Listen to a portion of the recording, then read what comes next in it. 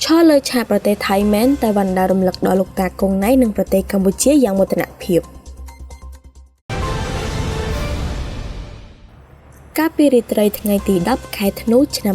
2022កន្លងទៅកម្ពុជាតារាចម្រៀងរ៉េបប្រចាំប្រទេសកម្ពុជាលោកវណ្ណដាបានសម្ដែងនៅក្នុងកម្មវិធីប្រគំតន្ត្រីដ៏ធំគឺ Big Mountain Music Festival 12 Block Stage នៅឯតំបន់ The Ocean ខោយ៉ៃក្នុងប្រទេសថៃក្នុងនោះគេសង្កេតឃើញថាលោកបានសម្ដែងបទចម្រៀងជាច្រើនបទរបស់ខ្លួននៅលើឆាក Block Stage ដែលជាឆាកទី1នៃរាត្រីរបស់លោក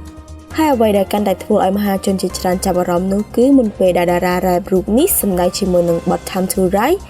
លោកបានរលឹកនឹកដល់ចាស់ព្រឹទ្ធាចារ្យលោកតាគង់ណៃមុនគេដោយលោកបានពោលយ៉ាងជាទីមោទកៈថាអរគុណដល់លោកតាសម្រាប់គ្រប់យ៉ាងអរគុណដល់ផលិតកម្មបារមីហើយក៏អរគុណដល់អ្នកដែលធ្វើឲ្យរឿងមួយនេះកើតឡើងលោកក៏បន្ថែមទៀតដែរថាបើសិនជាអត់មានបទ Time to Rise លោកក៏មិនអាចឈរនៅលើឆាកមួយនេះបានដែរមិនតែប៉ុណ្ណោះនៅពេលដែលលោកបាននិយាយទៀតថាខ្ញុំស្រឡាញ់អ្នកជាភាសាថៃរួចលោកក៏បន្ថែមពាក្យថា I love you Thailand បន្ទាប់មកលោកថែមទាំងស្រែកថាខ្ញុំស្រឡាញ់កម្ពុជាយ៉ាងខ្លាំងនៅមុខអ្នកគាំទ្រថៃពេញឆាក Block Stage តែម្ដងពីយើងខ្ញុំ UAV News